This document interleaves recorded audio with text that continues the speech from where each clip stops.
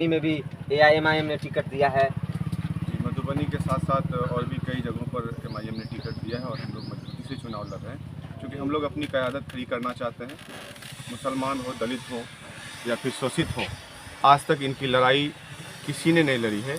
लड़ाई लड़ने वाला और हम सब की रक्षा में जो बात करते हैं जी, ये सिर्फ वाहिद एक शख्स है जिसका नाम बैरिस्टर असदुद्दीन ओवैसी साहब है। हम लोगों ने ये चीज़ मान लिया है और ठान भी लिया है कि अब अपनी क़यादत को मजबूती से खड़ा करेंगे और ओवैसी साहब की पार्टी जहाँ जहाँ पर चुनाव लड़ेगी वहाँ पर हम लोग मजबूती से जाकर काम करके उनके नुमाइंदे को कामयाब बनाएंगे। क्या लगता है आपको बिहार में आप 10 सीट पर चुनाव लड़ रहे हैं, क्या आप घूम रहे हैं जगह जगह, क्या लग रहा है? हालात बहुत अच्छे हैं, लोगों को उम्मीद भी थी और लोग इंतज़ार में भी थे कि भाई इस पार्टी के लोग नुमाइंदा यहाँ से मैदान में आए। जहाँ पे भी जा रहा हूँ लोगों की बेशुमार मोहब्बतें मिल रही है यहाँ के नुमाइंदे के प्रति और एक हसरत भरी निगाह से लोग देख रहे हैं और एक उम्मीद की किरण उनके चेहरे पर दिख रही है। अक्सर लोगों का कहना होता था कि ये सिर्फ मुसलमानों की पार्टी है, लेकिन वर्तमान समय में बिहार में बहुत से अन्य जाति के लोग, धर्म के लोगों को टिकट दिया गया है। क्या कहते हैं इसके बारे में? जैसे राणा रणजीत सिंह का नाम सबसे ज़्यादा उभर के आ रहा है। सर, बिहार ही नहीं बल्कि हैदराबाद हो, उत्तर प्रदेश हो, गुजरात हो, इन सब जगहों पर एमआईएम दलितों को, मुसलमानों को और गैर मजहब के लोगों को भी टिकट देने का काम करती है और हम लोग सबको बराबर का सम्मान देते हैं। तो एमआईएम सब के लिए? जी, एमआईएम सब के लिए, एमआईएम तमाम तर दलितों, मजलूमों, शोषितों के लिए।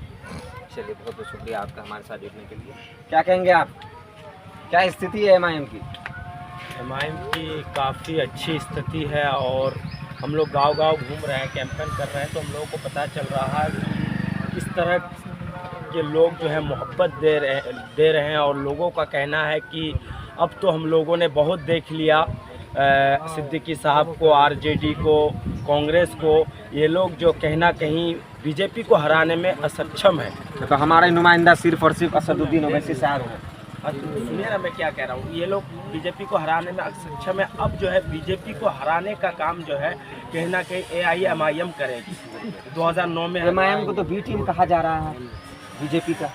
बीजेपी का बी टीम कौन है, ये इनका तो उन लोगों के पास कोई प्रूफ नहीं है, लेकिन मैं कांग्रेस को, आरजेडी को बीजेपी का बी टीम साबित कर सकता हूँ। ये मेरे पास प्रूफ है। कैसे प्रूफ है? आप कटिहार लोकसभा देख लीजिए, जहाँ पे बीजेपी कभी कामयाब नहीं हुई थी। कटिहार लोकसभा से अगर पहले बार बीजेपी कामयाब हुई तो कांग्रेस की वजह से, वहाँ पे राष्ट्रवादी कांग्रेस लड़ी, तारिक अनवर लड़े, वहाँ पे बीच में से जो है वो क्या कहते हैं कांग्रेस ने मुबारक हुसैन को टिकट दे दिया, तो वहाँ पे बीजेपी को उन्होंने जो है कहना कि जिताने का काम किया। रायगंज लोकसभा से 2019 में पहली बार बीजेपी अगर कामयाब हुई है तो कांग्रेस की वजह से हुई है। वहाँ से तृणमूल कांग्रेस सीट निकाल रही थी, बीजेपी कांग्रेस ने जाकर वहाँ पे 20,000 वोट काटकर जो है बीजेपी को जिताने का काम किया। तो आप मुझे बताइए, ये जिनके द्वारा आरोप लगाया गया है वो खुद बीजेपी के बी टीम है और ये आरोप लगाया गया है नीतीश कुमार के द्वारा।